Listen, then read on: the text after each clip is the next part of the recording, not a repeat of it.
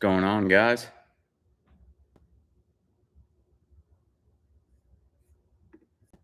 Hope everyone's well.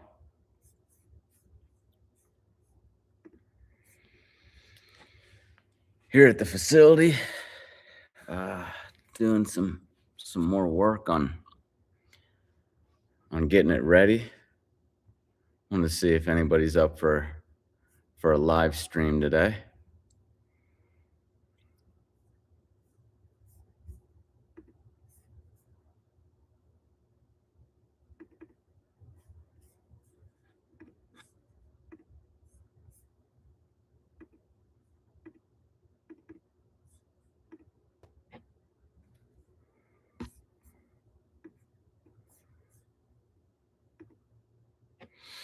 What's going on? Give people a few seconds to show up. I'm a little bit late. Normally I start at 9:30, but let me shoot this out to people on Instagram.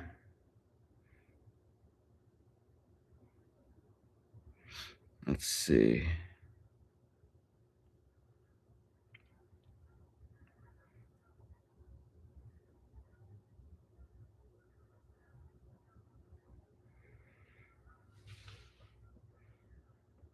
What's up, guys?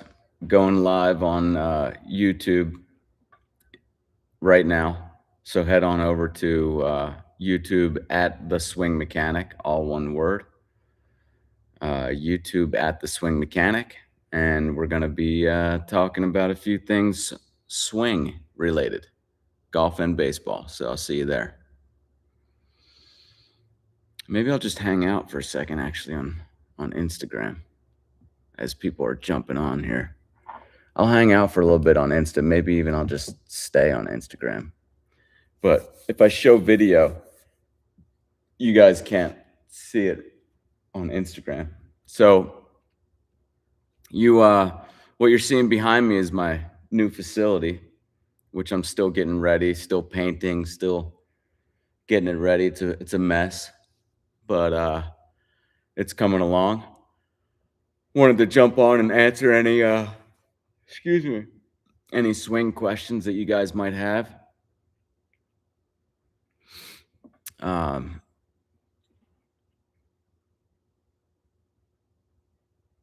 everyone doing? Getting ready for the season, golf and baseball. Weather's changing, and you got to get that swing in shape. I hope you guys have been working on more lead side this winter. You know, really, you should for the winter months. That should probably be the only thing that you're really working on. If you can't get outside, just work on building that lead side structure and the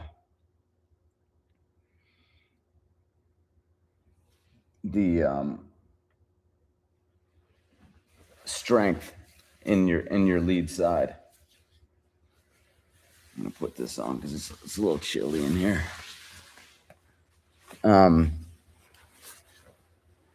I did want to address something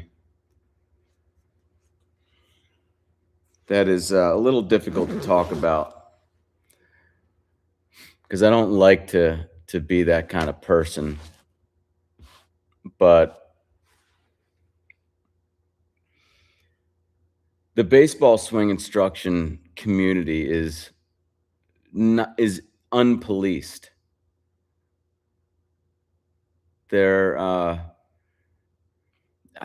always think of like the does anyone know the Carlos Mencia Joe Rogan situation that happened? I mean, many of you guys are probably too young to even know about it. But Carlos Mencia was a comedian who was really popular in, I want to say, the early 2010s. And he was stealing people's material. And it was kind of just hush kind of stuff and nobody was really doing anything about it,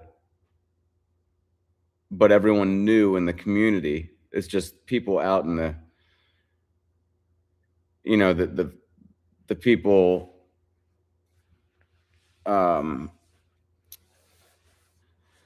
consuming the comedy, the fans didn't really know that this was going on. They just thought Mencia was a great comedian, and who cares if actually their attitude was, who cares if he's taking stuff? He does it better. That was actually said quite a bit. So there was this kind of this underlying knowledge that there was this underlying knowledge that that Mencia was stealing people's stuff, and nothing was being done about it. Well, one night, Joe Rogan decided to just go up on stage and confront Mencia about it. And this one event, pretty much, from my understanding, pretty much solved in the whole community, solved the whole stealing of material problem. Just one event where somebody was exposed for stealing material on stage, and then it was, a video that went viral. And that was enough to kind of police the situation. Well, in the baseball instruction community, we don't have that we haven't had that event happen. And so everyone's kind of free to, it's like the Wild West. I mean, there's no policing of like who's taking whose material. Now, I know that the attitude for most people out there is, who cares? You know what I mean? As long as people get the information, who cares? It's kind of like what the attitude was when Mencia was stealing people's comedy. People consuming the comedy were like, who cares? I'm laughing. I don't care. Well, what you don't realize is, the word plagiarism has been invented for a reason. It's actually a thing. A joke.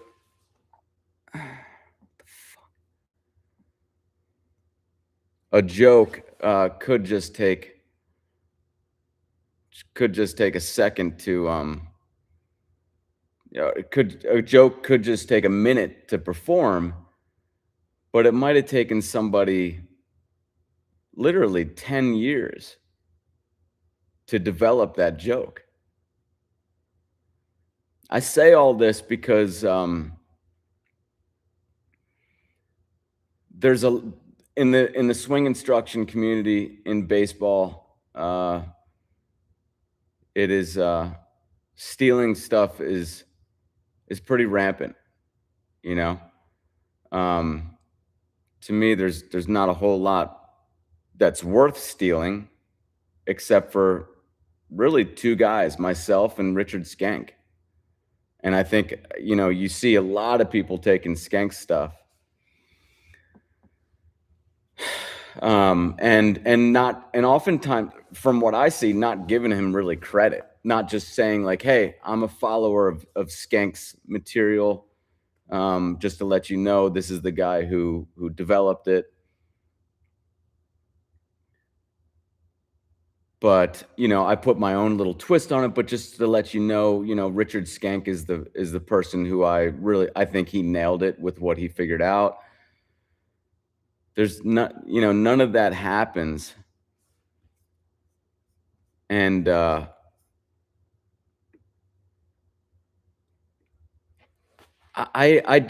find Daniel, what's up, Daniel? I know Daniel, you're someone who gives credit. You say Daniel says you have to give credit where it's due. Doesn't matter if it's you, Teacher Man, Lada, Japanese style, etc., or else you get boxes. Bozos, sorry, who act like they created it. I want to show you guys a clip of exactly what I'm talking about in a bit. But look, I don't expect every single time somebody mentions, you know, something that I teach that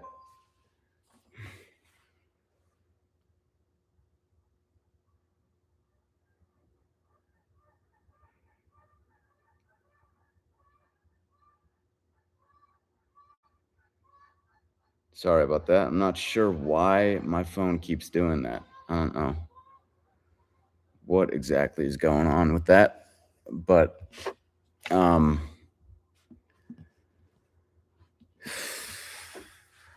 let's see.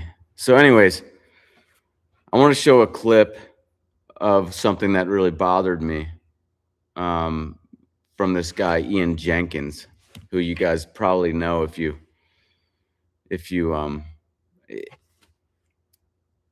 in this kind of community and looking at people who teach the swing online. Ian has been saying my stuff for a while now, and I haven't really. I've been trying to be more flattered than upset about it, even though he doesn't mention my name ever, but he's clearly taking from my stuff. He uses terminology that I created. Look, guys, I'm just saying, I'm trying to do a Joe Rogan, Carlos Mencia a little bit. You know, I don't want to have to be that guy. I'd rather somebody else take care of that. But since it doesn't seem like anyone is, I'll go ahead and call it out. I don't have anything to lose with that as far as that's concerned. Look, it's taken me 30 years, literally 30 years. You guys can look at video of me back in the early 2000s, you know, on my journey to understand the swing. So when somebody just kind of skims what I've discovered and just passes it off as their own online, it's pretty frustrating when it takes you 30 years, you know. Especially this, you know, Ian Jenkins somehow, I don't know how, but he's created quite a following online. I think some of these guys just got there really early and created their following that way. I mean, he's not really saying anything that's different than any other conventional instructor. But funny enough, he does you know, steal a lot of the stuff that I say and tries to pass it off as his own. So I just want to play this clip, and I'll turn Instagram around so you guys can see it. Let me see. Let's see here.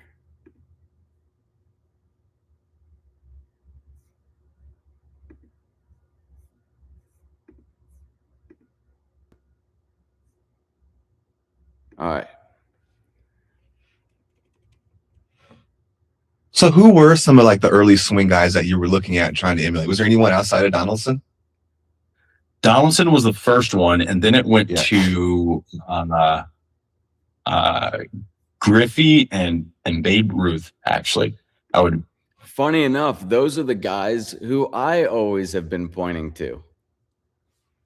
That's interesting. Donaldson, Griffey, and Ruth. I've been talking about them for many years.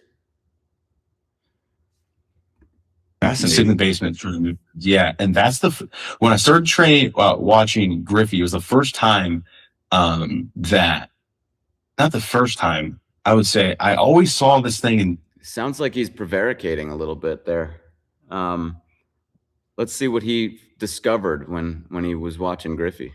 and Donaldson and Griffey with their front arms that everybody told like us not to do. Like Griffey had a crazy arm bar. Donaldson his he arms did. like pressed Right, against as he was turning right. So here he is trying to pass it off as something he discovered.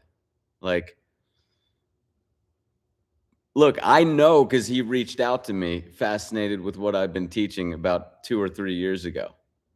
And here, you know, he's been doing this for a while. He's trying to pass off, like, these are exactly the guys who I have made videos about constantly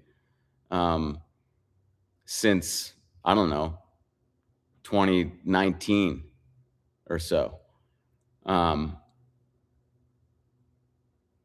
Interesting. And I was always told like not to do that. And I just couldn't understand like why is this being big leaguers? So here he is trying to pass it off as something he discovered. Like, I was always told this, but I was seeing that something else was going on. No, that's not how it went down. You learned all this stuff from me, and now you're trying to make it into your own story. That's exactly how it went down. Ian appeals, T. Wyatt 72 says, Ian appeals to kids. My kid watches him. He's now one of those former competitors who now chases metrics on Hit Tracks or Rapsodo for views. Here's one of the things that really bothers me about people who just steal my stuff is they don't even know how to present it. Like, here he is, you can see he's prevaricating as he explains how he discovered all this stuff. But yet nothing about what he teaches is in line with what, like, this one, even his swing isn't even, and we'll look at it in a second, but they don't know how to even act like somebody who discovered this. Does that make sense to you guys? Like, they're just speaking words that they know to be more true, but nothing about what he teaches is in line with what he's saying right now. Like, because he'll say he's saying this, but then he'll be teaching a bunch of other tips that completely contradict what lead side mechanics are all about. Used to be that's a great point. T. Wyatt 72 on Instagram says, used to be a keep your shoulder closed dude. Yeah, exactly. Thank you for reminding me. He's made all these videos of how you're supposed to keep your front shoulder closed. Now he's saying, oh man, I was in my basement just studying Babe Ruth and Ken Griffey Jr., the guys that Jamie Savalas always is pointing to, even though I was pointing to them back years ago when people were like, Babe Ruth has nothing. Now it's in vogue to talk about Babe Ruth having, good mechanics. But back when I was saying it, that's another thing. These guys don't realize, like, you get ostracized when you're the first one going out there saying stuff, and they just want to jump on when it's okay and safe and not have to deal with any of the criticism that you get when you're the first one out there saying it. Just dude, Ian, just say Jamie Savalas. Just say those, like, just be cool, man. Just be cool and mention just mention it. Jamie Savalas was actually the first one to turn me on to this. That's it. And then you can just talk whatever you want to say from there. But it's too hard for these guys to say that. They just can't do it. They just got to take. Doing this, and he's really successful, and you're telling me like to not do that. It just didn't make sense. So I used to like humor try and to compression. swing with, like, I try to, exactly. I Here comes one of my terms, humeral compression. try to like do it so much. And my dad helped me like figure that out a little bit with the front arm and like how to do it. But that's when So now his dad actually discovered more lead side. that's when I started figuring out stuff about the front arm and like developing Oh, you like my started own figuring stuff out about the front arm. theories about the swing Wow. and whatnot. Developing your own theories about front arm. Ooh, I like that. Are you familiar with Jamie Sabalos? Is that his name? The swing mechanic? Yeah, I spoke to him. Oh, wow. I mean, what Ian was talking about was so in line with what I teach that the host actually brought up my name. Yeah, His whole thing is all that front arm. Like that's his whole thing is front arm, humeral compression. He's got some interesting stuff. I mean, he's a little out there sometimes, but there's some fascinating. I am a little out there, but you know what? All you guys are going to be jumping on exactly what I'm saying in about, actually, it's already happening. It's already happening. I said many years ago that pretty soon everyone's going to be jumping on what I'm saying, but they're not going to want to say where it's coming from. They're going to want to pass it off as their own. So that's happening.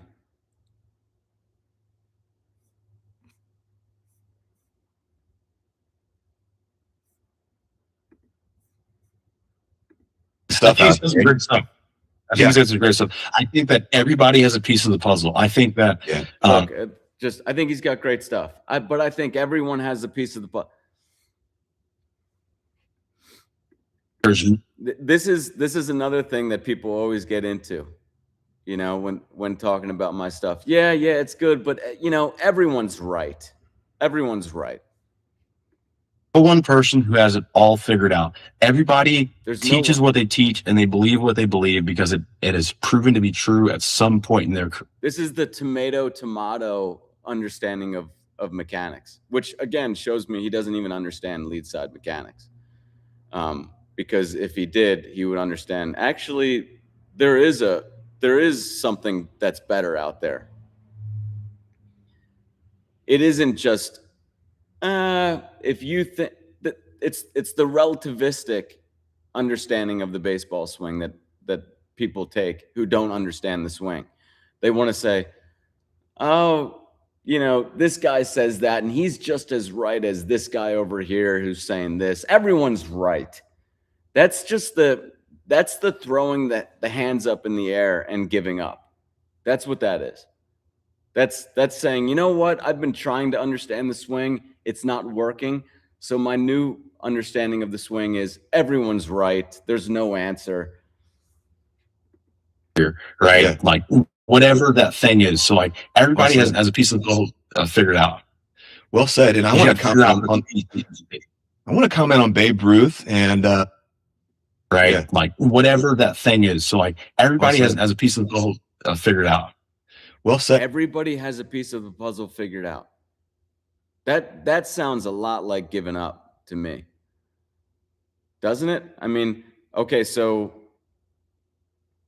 what? Like everything's right? Like there's no good, like there's good and bad everything. Why can't there be good and bad swing instruction?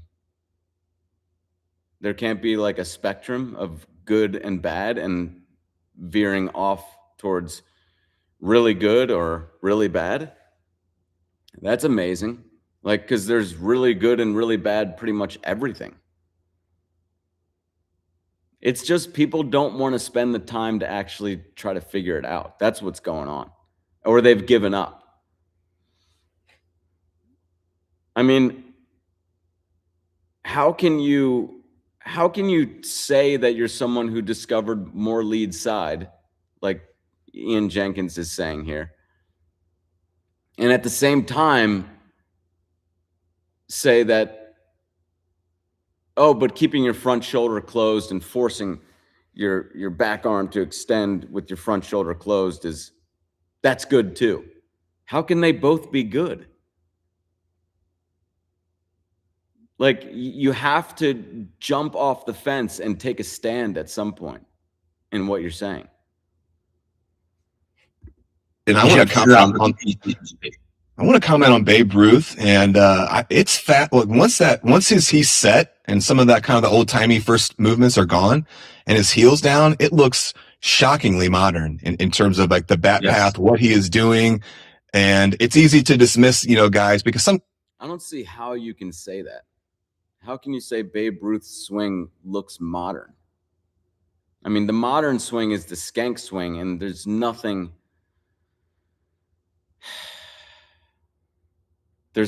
about Skank's swing that looks like Babe Ruth's really at all.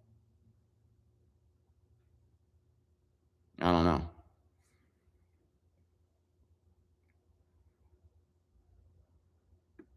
do have some old timey swings that probably wouldn't play today, but there's a reason that That's the whole see, people just don't want that whole thing of like the old timey swings, they wouldn't play today.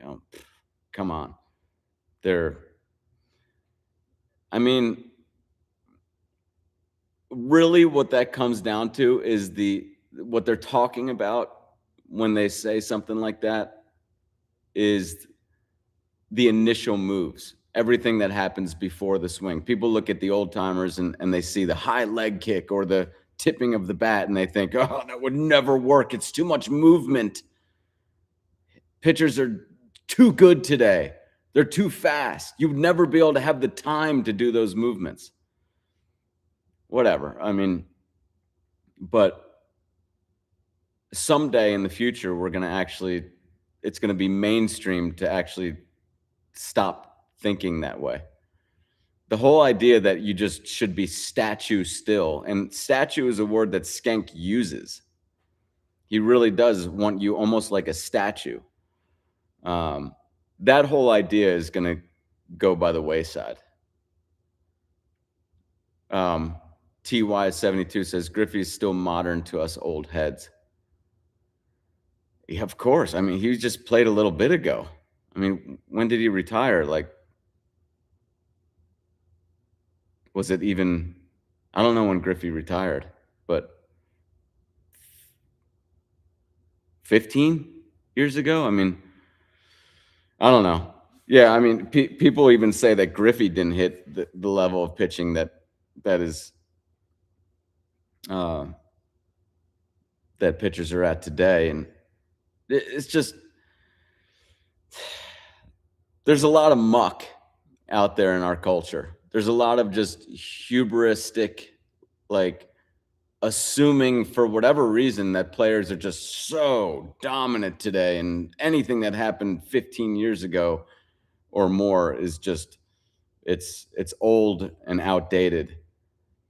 Many of you guys probably know that my understanding is that actually the kids who grew up with the Sandlots as their training grounds have basically a better base in many ways than hitters of today. In terms of, this is one that's just never discussed or realized, but in terms of pitch recognition, I mean, it's not even close. Like these kids saw actual live pitches every time they played. They might have seen, let's say, 15, 20 pitches every single time they played. Most, even major leaguers, when they're practicing these days, will go the whole offseason without seeing a live pitch.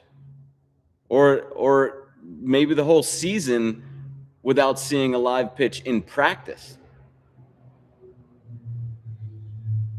Like, it's one thing to say, well, I played so many games, so I saw a lot of live pitches this summer. Yeah, but that's great, but I don't see that as getting a leg up on the competition. You need to see live pitches in your practice. How many live pitches are you seeing in your practice?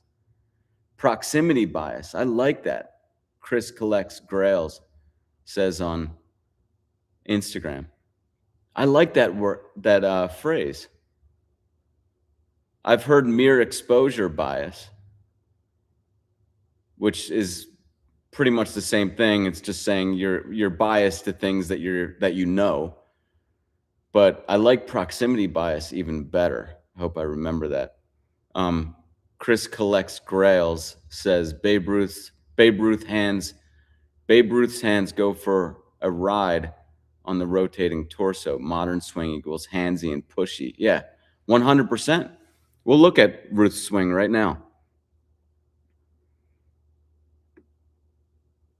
Well, first of all, here's Ian Jenkins' swing. Like, wait, he discovered all this lead side stuff, but every time you see his swing, why is it completely,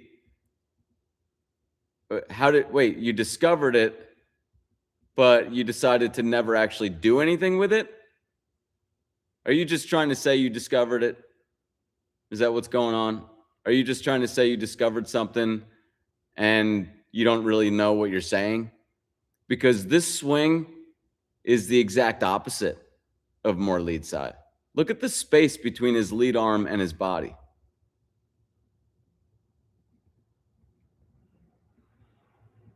That's not somebody who respects more lead side. Conversely, here's the guy that Ian supposedly studied so much. Let's see what's going on here. This doesn't look very modern to me, by the way. Like, especially that position right there. That is completely Ruthian, and you're not going to see very many players achieve that low of a slot position. And this is just beautiful positioning by Ruth. And then just turns into it. Look at the back arm, does almost nothing from right here to right here. It has done almost nothing. It's supporting the move. That's what's going on here, guys. And I compare it to like a basketball jump shot. Like, people would say, well, why would the back arm only be supporting? Why not? We have two arms. Why not use the back arm for something? Well, it is being used. You wouldn't say that the non-shooting hand is not doing anything in a jump shot, right? It's supporting the move. Very important role. It's just not dictating the structure and the direction of the movement, and it's not leading the movement, but it plays an important role. And that's the role that the back arm should play in the baseball swing. And that's what's going on in Ruth's swing.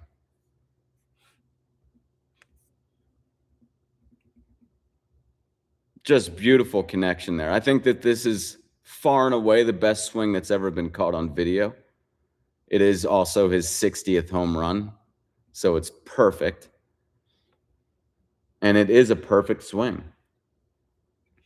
Look at that extension. Look at the extension of the back arm happens here.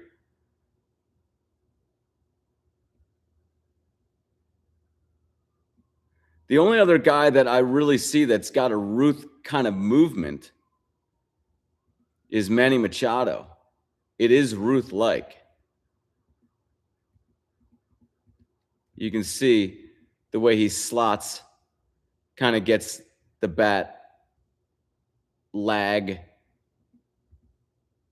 at this point. The elbow drops nicely to his side. This is very Ruth-like.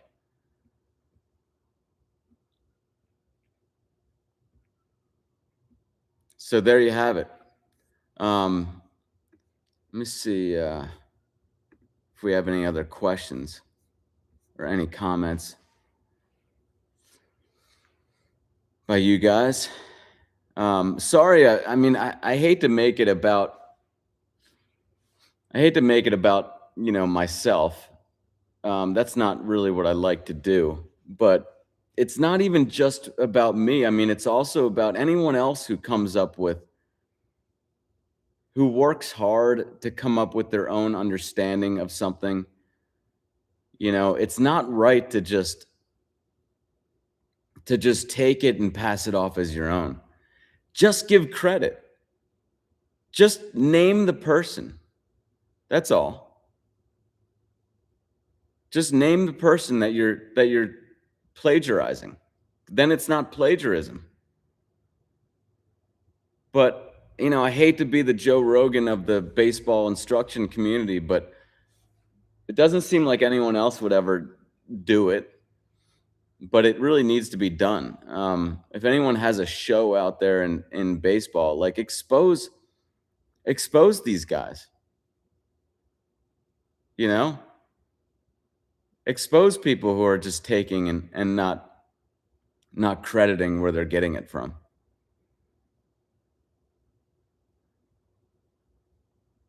It's the right thing to do. So anyways,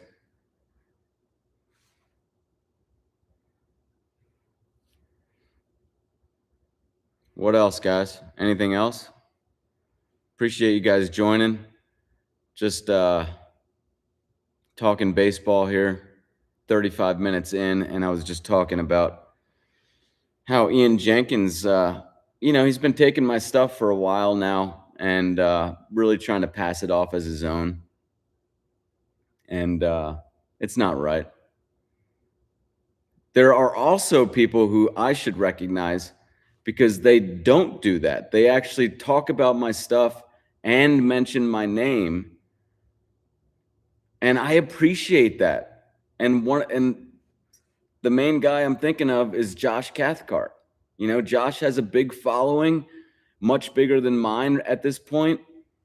And, that's really kind of him to let his followers know about me, because I've given him some content that he can post about, and he knows, I should mention this guy's name because I've gotten some good ideas from him, and I'm posting about these ideas, and he gives me some flowers for that. Thank you. Best way to start working on lead side swing, asks Jay McHugh 10. The lead arm progression. Number 1. And number 2, swing from the other side if you don't already. Swing from the side that puts your non-dominant hand in back. That way you can feel what a great swing feels like, and you can more easily transfer that to your other side. So those 2 ways are the best ways to work on a more lead side swing. Lead arm progression and swing from the side that puts your non-dominant arm in back. How are you guys? How's it going with your lead arm work? Does anyone want to comment?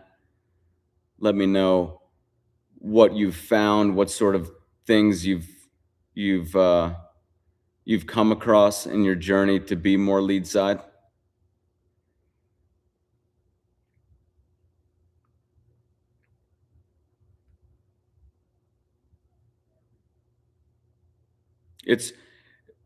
I think one of the biggest things that I kind of a kick that I'm on right now is making it the whole fascinating sort of thing that happens where people want to make it more difficult and thereby kind of get lost in the weeds. Anyone know what I'm talking about? I'm sure you've done it. You might not realize it, but when something actually needs to be made very simple, you need to just focus on something very small and simple, but we tend to make it more difficult by adding all these twists and turns to it, and before you know it, we're completely lost. That happens a lot with lead side training, with mechanical training when it comes to the swing. What I see guys do is they're doing lead side, but they're just dabbling in it, and they don't put it as the main North Star that they should be focused on, and that actually hurts them. They start to work on other stuff or add this to it and just kind of make it more convoluted and difficult than it needs to be, just because they're so used to it being convoluted and confusing. I think we need to make cool not working so hard on mechanics. And I know that that my channel draws people who are interested in mechanics, but I think we need to start something to where we're trying to we're actually wanting to spend less time on our mechanics, and put that as something that's cool and desired in our mind. Like, be happy about only having to spend 10 minutes on your swing or 30 minutes, but making it really tight work, like meaningful work, and feel proud about walking away after 15 minutes because you get to spend that time doing something else. There's too much feeling of like, if I'm just hanging out by a tee, I must be getting better. And you guys are wasting time. Like, focus in on what matters, make it really meaningful work, and get out of there. If you want to work on more things, there's plenty to work on.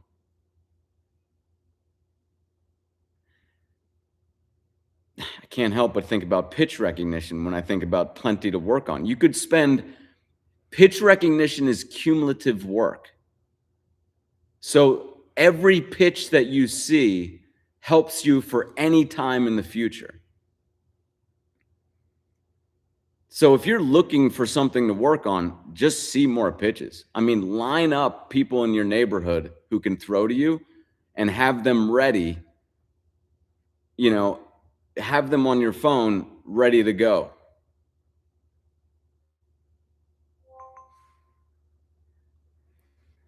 I'm not sure why my phone keeps doing that. Sorry about that, guys. It keeps pissing me off. So T Wyatt 72 says lead arm work is going great for the kid. Awesome. There are a lot of fathers in my community working with their children, and I appreciate that I can coach you guys in how I think is the best way to do that. And it comes back to more lead side and seeing more pitches.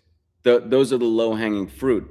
The third most important thing is secondary cushion work. But that's going to, in the younger kids, that's going to kind of develop naturally if they see more pitches. But still, I think secondary cushion work is a good thing to do for any age. Brian Ice, what's up, Brian? On YouTube says, been working with my son, but hands are leaking forward when moving forward. Any thoughts how to help with that? Maybe a timing issue. I think what he means is hands are kind of staying in front of the chest more or less. They're not getting sort of more behind you as you start forward. Yeah. Excuse me, sorry. I'm not tired. I'm just like cold or something. That is an issue. I mean, some people do more lead side a little bit differently. You look at someone like Mookie Betts or Mike Schmidt, I think of, they didn't really get, the Ken Griffey Jr., Babe Ruth kind of hands behind, but we know that they're more lead side because they consistently achieve such connected positions at contact. And the barrel flattens out behind them, but they just didn't straighten out the lead arm so much, is basically what it comes down to. So you can, Brian, I wouldn't worry so much about positioning. What I would want to do is you just want to strengthen that lead side pathway, because even if he's not getting a lot of hand depth at the start, what we really want to do is make sure that that lead side is controlling the structure of the swing, and that the back arm is not extending so hard. But the way to really work on that, I think, is just lead arm swings in isolation, like not even the lead arm progression. I think another kick that I'm on lately is, I think people need to actually hang on the first step of the lead arm progression more, which is just swing with just your lead arm. Spend a lot of time just swinging with just your lead arm.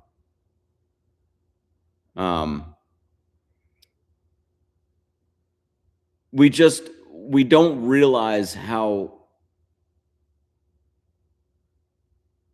much our back arms are really controlling the move. It's hard to tell, guys. The handedness thing is kind of a similar thing. Like, it's hard for us to tell how much a certain arm is working in relation to others because we're just used to it. But it's astronomical how much your lead side is not doing in comparison to your back arm. Just remember that. Even though you don't feel it, remember it. So continue to swing with just your lead arm and build up that structure. If you want to try to hasten the process, I think it's really helpful to really focus on the lead arm continuing to control the move and square the barrel, even when your back arm is on the bat. Just continue, like, put your mind in, like, pretend that you still don't have the back arm on the bat. That would be a great way to do it, to kind of quicken the process. But I really think that people just need to really spend more time swinging with just the lead arm in a way in which you are trying to figure out, you're trying to discover a better move. Because as you do it, your body's going to say, you know what? I know you swing with just your lead arm like this, but if we're really just going to use our lead arm, let's try doing this move or that move. Let's not do this, or let's not do that. Your body's going to kind of shift how it wants to move. So make it like a thing of discovery. Like, yeah, I'm swinging with just my lead arm, but I'm also paying attention to how my body would want to do this.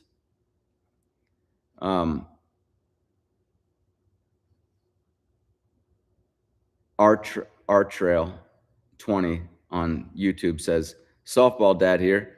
We do a ton of lead arm work. An odd thing we noticed is my 12-year-old has his non-dominant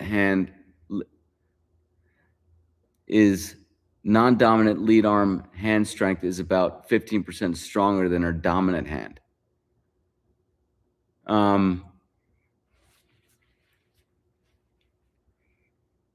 Her non-dominant lead arm hand strength is about 15% stronger than her dominant hand. I'm guessing what you mean is you're swinging from both sides, and so when the non-dominant arm is in front,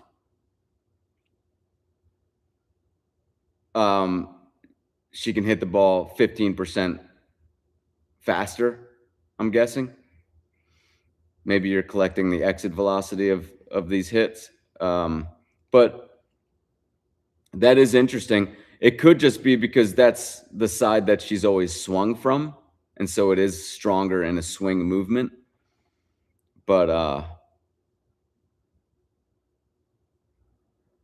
so anyways, yeah. So Brian Ice says, yes, exactly. So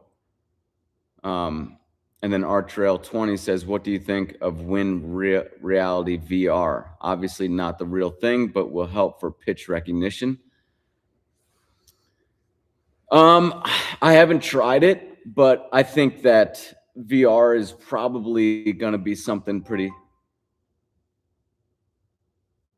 Sorry about that. Phone keeps kind of glitching like that. VR is going to be something that's probably going to help with pitch recognition at some point. I don't think that it's there yet from what I've seen. The nuances of the release of the pitch, I mean, there are tiny nuances of that release event. That little box, that 3D box that in which the pitcher releases the ball. That's going to probably take a few years for those nuances to really go into. I think we're probably 5-10 years away from VR being a really good training aid but until that time, for pitch recognition. But until that time, I mean, just get the best thing. I mean, even when that comes, it might even be the best thing to just get live pitches. I don't know, but I'm not opposed to VR helping with pitch recognition.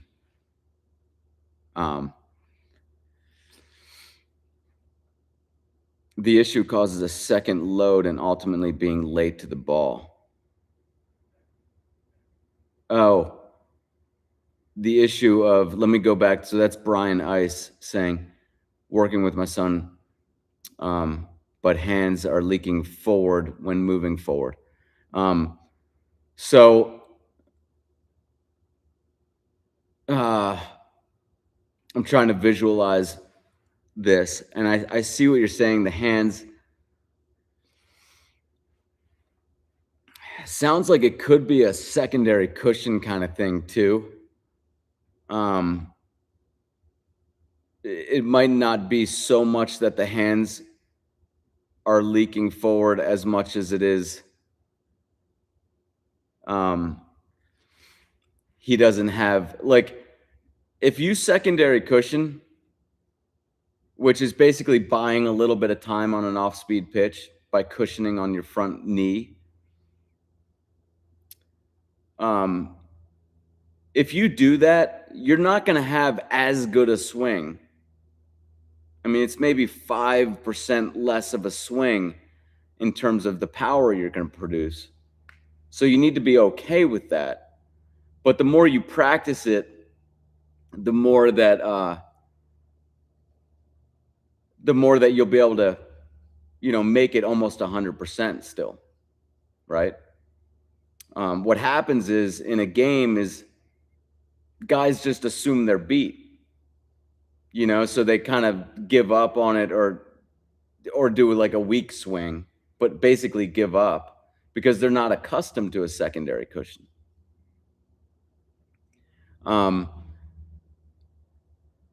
So, if his hands are going forward that much that it is hurting him in that way where he's having to kind of load again, then I don't know. I'd have to see exactly what's going on. But in terms of just strictly being more lead side, I don't really have a problem with not getting a lot of hand depth. I just have a problem with not passing the wave of energy through your lead side more than anything else. Not everyone's going to be real straight with that lead arm and get their hands real behind them. And that's okay. What we just want to do is get that wave of energy being moved through more of the lead side of the body as you swing. And that is just going to be done with more lead side swings. But so I would say lead side swings, Brian, and secondary cushion work. That combination is probably the focus for you. Let me see.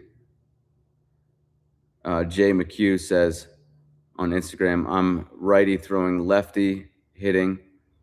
So I already hit like that. Would hitting righties still do anything? No. So you already have your dominant arm in front. So what you would want to do if you're not interested in switch hitting, which I do recommend everyone does, but if you don't care to do that, that's fine. For you to feel more lead side, you would just stick with the lead arm progression. So your focus now, you probably already have a lot of lead side in your swing. If you're a righty throw, lefty swing, you're you're in the category of guys who typically have the very best swings. What I would recommend for you is do the lead arm progression with a focus on when you add the back arm, really try to focus on maintaining more lead side control of the swing. I just want to make sure that when you're adding the back arm, it's not getting overly involved. Just because your back arm is non-dominant doesn't mean it won't get overly involved. That's not a guarantee at all. In fact, most people still are over exerting their back arms, even if it's their non-dominant arm. So focus on that. That would be the second and third step of the lead arm progression. You want to really put your mind, when you're adding the back arm, to maintaining the lead side, controlling the move. So play around with that. The simplicity is key. I emailed you this week and mentioned how we use it with our travel team as the key T drill. Awesome. T Wyatt says on 72 on Instagram. Awesome, man. Yeah, that's the problem is the focus. The focus is difficult for people because they just don't think that it can be that simple. And so they start adding this or trying to kind of make it more difficult than it needs to be. And I get that. I do that too with stuff. That's how I know it. I do that thing where I think it can't be that simple, and I make it more difficult and confusing because I think maybe I'm not achieving what I could if it's not more difficult. We need to really start making in this community here, I would like to start making it cool and desired to work less and make it less difficult.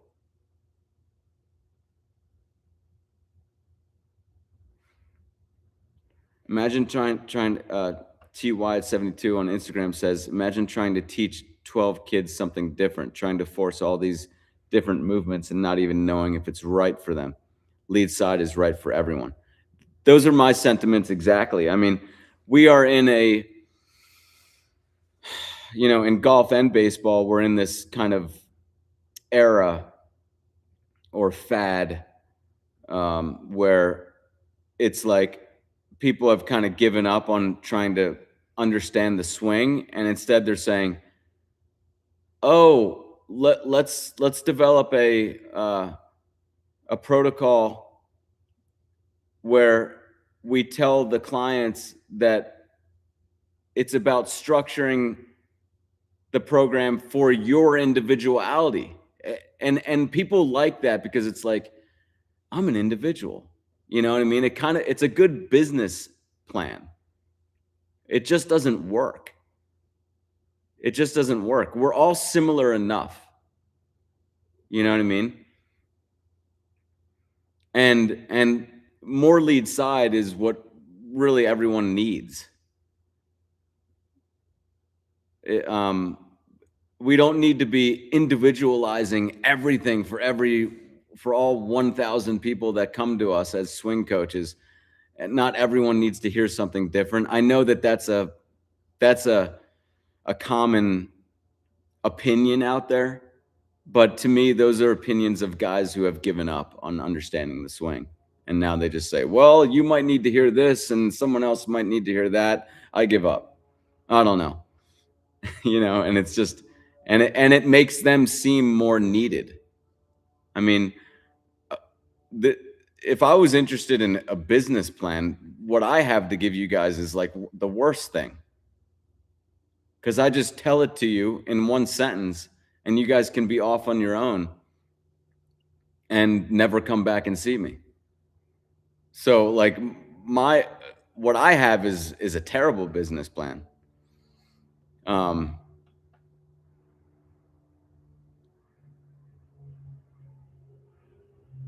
Mitchell on Instagram says there's also Win Realty now too that people can use, virtual reality pitching. Huh. Yeah.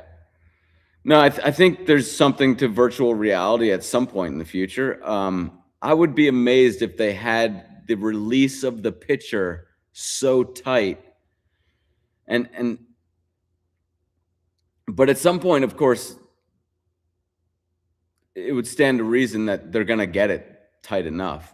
But I would find it hard to believe that the release is that good to where it's better than just the real thing. But I don't know, because I haven't really tried it.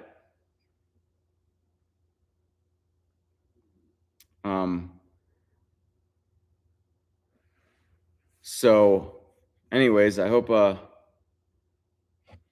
you guys had a good time this afternoon.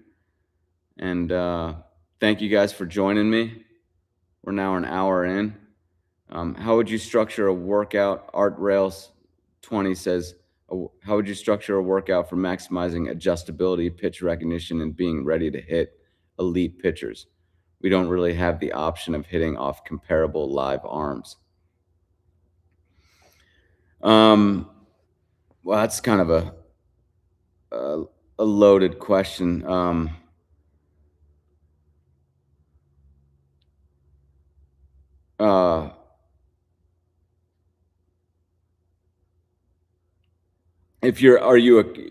assuming you're a coach of a team. The first thing I would do is I would make the pitches in my bullpen usable. And I would do that by maybe out of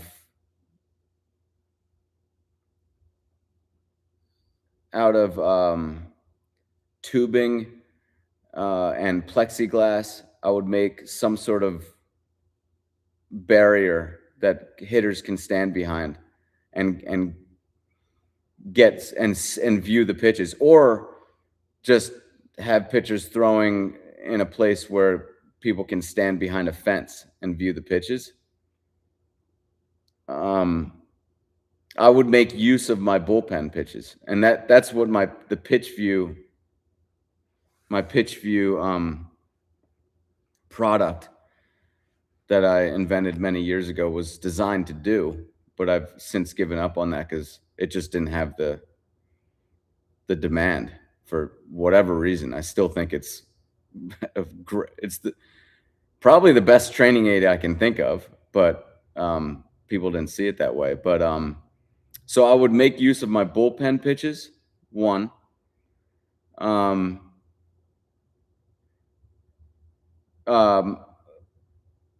Number two, you talk about adjustability, I would do secondary cushion work.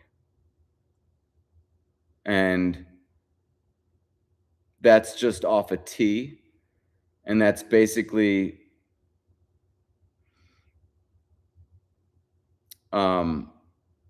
working on actually getting fooled on the pitch.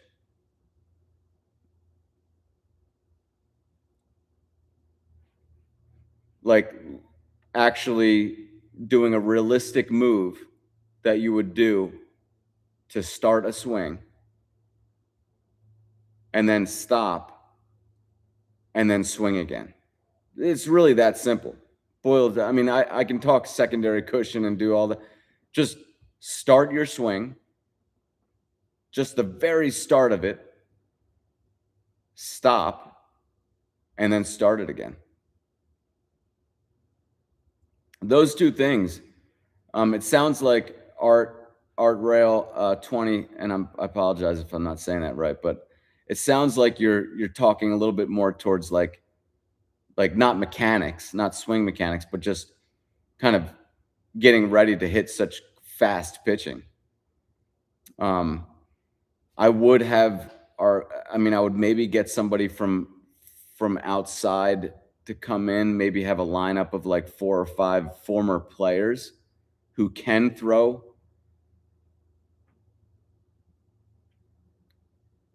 to your team. And that goes for even if you're just a father of a child, I would still have like a lineup of 4 to 5 local people who can throw to my child. And then you can handle the video. And then you just basically do simulated at bats. Even if you only did this for like 20 minutes at a time, that might even be how I would structure it. Like just do very meaningful at bats, like focused, meaningful at bats for 20 minutes, pay the guy $20, maybe 30 minutes of work, but it could be 20, it could be 15, like any pitches that your son or you are seeing is cumulative. It's going to add up. So then you have the recording too. You can go home and watch that and just take a look at, what might be happening in your mechanics. It's just low-hanging fruit, I feel like, guys. But good question. That's a good question. So thank you guys for joining me, and I enjoyed it. Hope you guys got something out of it. And I'll see you in the next one. If you want to see the videos of all these live streams that I do, you can just go to YouTube. Go to my channel at The Swing Mechanic. So thank you guys. I appreciate it. Take care.